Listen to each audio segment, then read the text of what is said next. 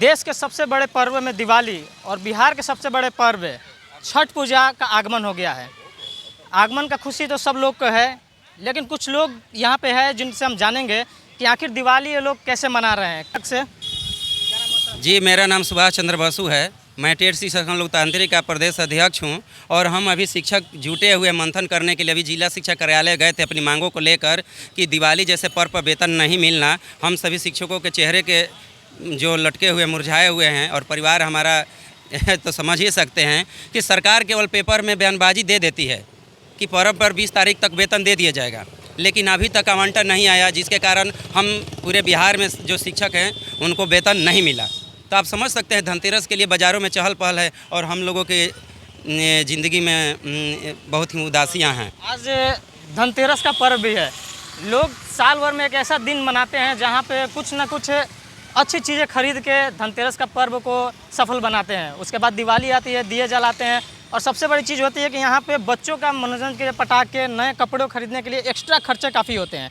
तो वो खर्चे कैसे मैनेज होगा अगर सैलरी आपका नहीं आया? अब नहीं होगा तो कटौती किसी तरह हम लोगों को आदत हो गई है, धैर्य के साथ हम लोग चल रहे हैं। ये तो भी है हम लोगों के लिए अभिशाप की बात है। बिहार में हम लोग शिक्षक बने हुए हैं, जब से बने हैं हम लोग संघर्ष ही कर रहे हैं और संघर्ष की बदौलत ही आगे चलना है और नौनिहालों को शिक्षा देना है, क्योंकि हम लोग ऐसे बच्चों को पढ़ाने का काम करते हैं जो समाज में वंचित तबके के हैं, दलित के बच्चे हैं, गरीब के बच्चे हैं, मजदूरों के बच्चे हैं। लेकिन सरकार एक सुनियोजित तरीके से नहीं चाहती है कि बिहार में वो गुणवत्तापूर्ण शिक्षा की बात हो और गाँव गरीब गुरबों के बच्चे मुख्य धारा से जुड़े शिक्षित हो, ताकि वो सरकार से सवाल करे कि हमारी जो योजनाएं हैं वो क्यों नहीं सफल हो रही है। आज बेरोजगारी है, बिहार की पलायनवाद है, कैसे है। तो ये सब एक साजिश की तहत है। आप पत्रकार हैं, आप इसके लिए धन्यवाद के पात्र हैं। और आप हमारे यहाँ आर.के. सिंह सांसद महोदय भी हैं और उन्होंने कल वक्तव्य दिया कि बिहार में 1.25 लाख अनपढ़ शिक्षक हैं। तो उनसे कहेंगे कि एक IAS रह चुके हैं और आज केंद्रीय मंत्री हैं कि शिक्षक बनने के लिए योग्यताएँ भी होती है कम से कम। तो जो योग्यताएँ रखते हैं तो अनपढ़ कैसे? आप अपने सवाल नेताओं से करिए कि जो भ्रष्टाचार में लिप्त हैं, अपराधी किस्म के हैं और अभी भी मंत्री बने हुए हैं, नेता बने हैं, विधायक बने हुए हैं, और हम जैसे लोग कर्मचारी जो आम बच्चों को पढ़ाने का काम करते हैं उन पर अनर्गल टिप्पणी करते हैं। हमारे जो शिक्षक मित्र हैं आपको बेहतर तरीके से बताएंगे, थोड़ा सा इनसे। एक सवाल जैसा था हम लोग का कि अगर दुनिया में किसी से भी पूछा जाए कि किसी जगह को या किसी राज्य को विकसित करने के लिए एक चीज़ हो कर देने से पूरा देश विकास हो जाएगा, तो सबसे पहला बात आता है कि वहाँ की शिक्षा व्यवस्था को सुधार दीजिए, पूरा देश ऐसे ही सुधर जाएगा। लेकिन आज वही शिक्षा व्यवस्था को सुधारने वाले शिक्षक ही परेशान है, तो देश सुधरेगा कैसे? आखिर ये नेता जो लोग अनाउंस करते हैं कि हम लोग डेवलप करने के लिए, हम लोग विकास करने के लिए आए हैं, वो विकास होगा कैसे अगर यही शिक्षक परेशान रहेंगे? तो क्या कहना चाहेंगे सर?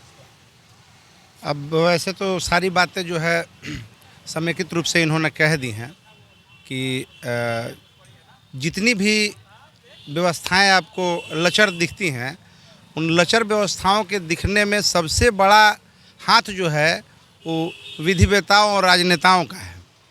आज AC के बंद कमरों में बैठ करके और बिना ग्राउंड रियलिटी को समझते हुए और योजनाएं बनाई जाती हैं सिर्फ इसलिए कि जेबें सबकी भरी रहें ऊपर की। नीचे शिक्षकों को एक सुनियोजित साजिश के तहत जो बदनाम करने का एक सिलसिला जारी हुआ। लगभग हमको लगता है कि ये यहाँ आप जान लें कि बिहार के हम लोग शिक्षक हैं और बिहार में सन 2000 के बाद कोई नियमित नियुक्ति नहीं हुई है। यहाँ नियोजन वाद के चक्कर में शिक्षकों को जो है फंसा करके, उलझा करके, ये बिहार एक इकलौता राज्य है जहां आपको सिर्फ और सिर्फ नियोजित शिक्षक बहाल हो रहे हैं, जबकि समान योग्यता, समान जो डिग्री है जो लगनी चाहिए, NCT के जो मानदंड हैं उनको पूरा करने के बावजूद एक तो हम शिक्षकों को नियोजन के जाल में फंसाया गया, दूसरे हम पर ये आरोप मढ़ा जाता है बराबर। आप पत्रकारों के माध्यम से भी विभिन्न जगहों पर जो है विभिन्न स्कूलों में हम लोग देखते हैं और बड़ा दुखद स्थिति होती है कि इस तरह के निगेटिव न्यूज़ को दिखाने का एक चलन चल गया कि भाई शिक्षकों को कुछ नहीं आता है। हमारा कहना ये, मान लीजिए जैसे कल कहा इन्होंने अभी इनके हमारे माननीय सांसद के वक्तव्य का दृष्टांत दिया अभी हमारे सुभाष चंद्र बसु जी ने, तो हम कहना ये चाहेंगे कि आखिर 2006 से जो शिक्षक बहाल हुए, 2003 से ही कह लें आप, कौन लाया, इस व्यवस्था में वो कैसे आए, अपने तो उड़ के तो चले नहीं आए। अच्छा, उसके बाद अगर आप लाए भी तो उसके बाद बहुत सारे उनको ट्रेनिंग दिए, प्रशिक्षण दिए, और इसके बाद आज आप अगर उनको अनपढ़ कह रहे हैं तो ये आपकी जो है जहालत को और जलालत को साबित करता है।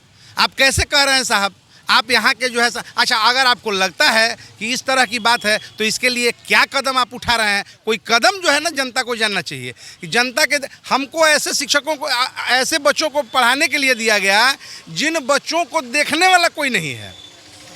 हम सरकारी विद्यालय के शिक्षक हैं और सरकारी विद्यालय में जो ग्राउंड रियलिटी है वो किसी से छुपी हुई नहीं है। हमको कितने मकड़जाल में जो है उलझा करके रखा गया है। विभिन्न तरह की सरकार संपोषित योजनाओं को अगर अमली जामा पहनाने का कोई काम करता है तो शिक्षक, सरकार का कोई काम आप गिनवा लीजिए कि कौन काम शिक्षक बखूबी जो है अंजाम नहीं देता है, चाहे वो इलेक्शन का काम हो, जनगणना का काम हो, या उनके जितने डाटा कलेक्शन का काम हो, और साथ ही साथ योजनाओं को वितरित करने का काम हो। तो वोट बैंक बनाने के लिए जब आप शिक्षकों से काम लेते हैं तो शिक्षक बहुत बढ़िया, आप पढ़ाने में शिक्षक बहुत खराब, ये कहीं से मेल खाने वाली बात है। सारे शिक्षक पढ़ाने वाले हैं। एक भी बात है कि सारे शिक्षक पढ़ाने के साथ साथ भी और भी सरकार के कार्यों में बहुत सहायता करती हैं।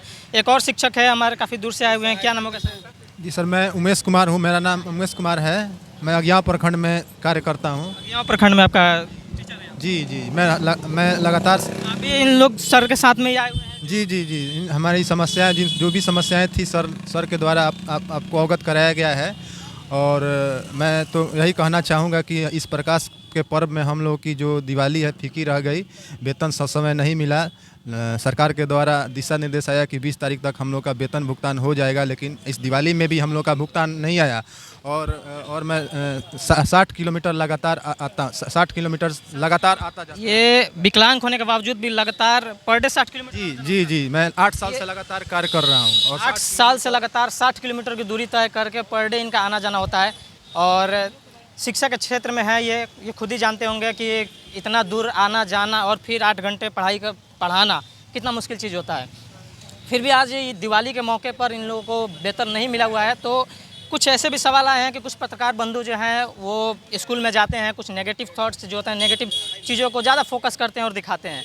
तो उनकी जिम्मेवारी ये भी बनती है कि अगर इनकी समस्याएं आती हैं, 3 समस्याओं को भी उनको ज़रूर जनता के बीच में लेके जाना चाहिए, ताकि नेताओं को और उच्च अधिकारियों को इस बारे में जांच करना पड़े और आगे चल के इन लोगों का वेतन जो है सही समय पर मिले, और इनकी भी दिवाली, छठ पूजा हो, चाहे कोई भी फेस्टिवल हो, खुशहाल तरीके से मने, ताकि इनका मनोबल बढ़ता रहे और भी जो गरीब तबके के बच्चे हैं उन लोगों की शिक्षा दे और बिहार को आगे बढ़ाने में मदद करें। तो वीडियो को ज़्यादा से ज़्यादा शेयर करिएगा और शिक्षकों के ऊपर ज़रूर ध्यान दीजिएगा। धन्यवाद।